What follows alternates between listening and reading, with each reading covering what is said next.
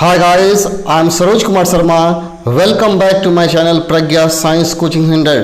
Guys आज हम लोग class 10th NCERT history book से 10 मोस्ट इम्पॉर्टेंट ऑब्जेक्टिव क्वेश्चन देखेंगे.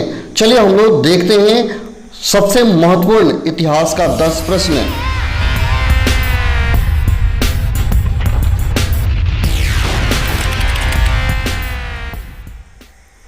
सबसे पहला क्वेश्चन है, दक्षिण भारत में किस चोल शासक ने अपनी सर्वश्रेष्ठता स्थापित की थी?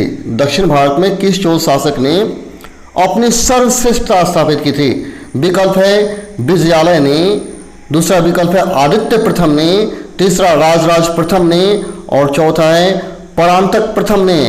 तो याद रखेंगे कि दक्षिण भारत में जो चोल शासक था जो सर्वश्रेष्ठ था वह था परांतक प्रथम, जो अपनी सर्वश्रेष्ठता स्थापित किया था परांतक प्रथम ने.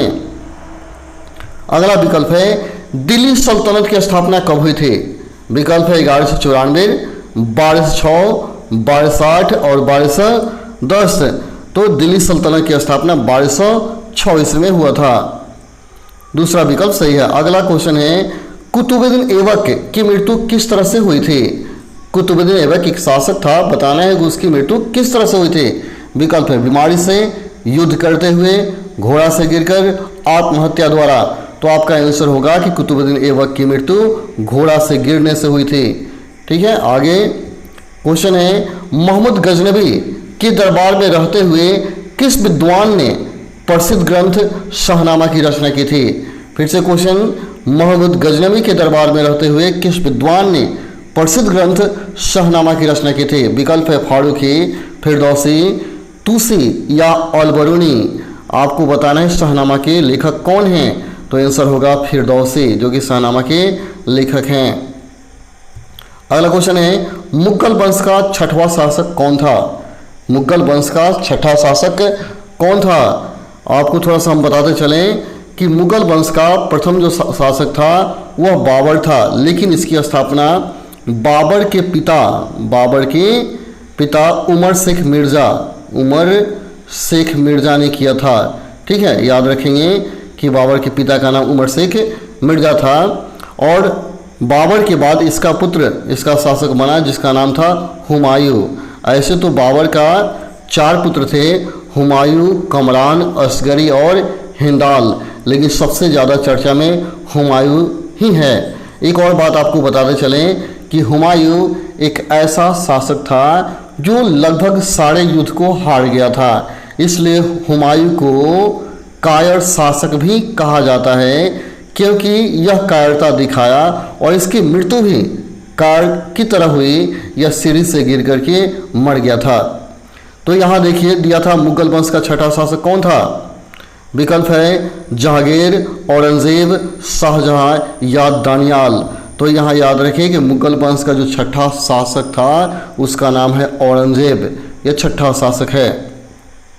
अगला, पृथ्वीराज चौहान के विरुद्ध लड़ने के लिए किस राजपूत शासक ने मोहम्मद गोरी को आमंत्रित किया था? यानी बताना है पृथ्वीराज चौहान के विरुद्ध लड़ने के लिए किस राजपूत शासक ने मोहम्मद गोरी को आमंत्रित किया था? विकल्प है जयपाल, मूलराज, जयचंद्र या महिपाल.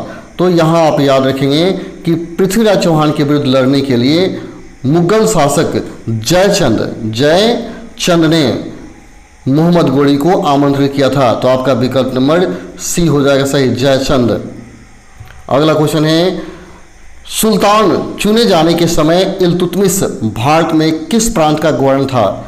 सुल्तान चुने जाने के समय इल्तुतमिश भारत में किस प्रांत का गवर्नर था? विकल्प है लखनौती, बदायूं, सिंध या जालौर. यानी कहाँ का वह गवर्नर था ये आपको बताना है. तो याद कर लें कि जो इल्तुतमिश था वह बदायूं का गवर्नर था, यानी आपका विकल्प बी सही है. अगला क्वेश्चन है दिल्ली सल्तनत का पहला शासक कौन था जिसने दिल्ली को अपनी राजधानी बनाया? यानी बताना है वो कौन सा शासक था जो दिल्ली को अपनी राजधानी बनाया था, पहला शासक. विकल्प है आलम शाह, कुतुबुद्दीन ऐबक, इल्तुतमिश या रजिया सुल्तान. तो आपका आंसर हो जाएगा कि वह इल्तुतमिश ही था जिसने क्या किया था, दिल्ली को अपनी राजधानी बनाया था, इल्तुतमिश। अगला क्वेश्चन है, किस शासक ने स्वयं को खलीफा घोषित किया था?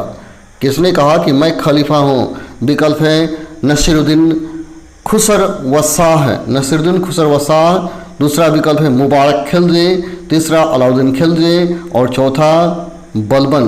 तो याद रखें कि वो मुबारक खिलजी था जिसने खुद को खलीफा कहा करता था, मुबारक खिलजी। विकल्प नंबर 20 सही है आपका। अगला क्वेश्चन, मकबरा निर्माण शैली का जन्मदाता किसे माना जाता है? मकबरा निर्माण शैली का जन्मदाता किसे माना जाता है? विकल्प है कुतुबुद्दीन ऐबक, रजिया सुल्तान, इल्तुतमिश या बलबन। तो हम याद कर लें कि मकबरा निर्माण शैली सबसे पहले शुरू किया था इल्तुतमिश ने, इसलिए इसी को जन्मदाता कहा जाता है। चलिए तो आज के लिए इतना ही, फिर मिलते हैं कल हम लोग अगले वीडियो में इतिहास के ऐसे ही 10 इंटरेस्टेड क्वेश्चन के साथ। इसे आप याद कर लें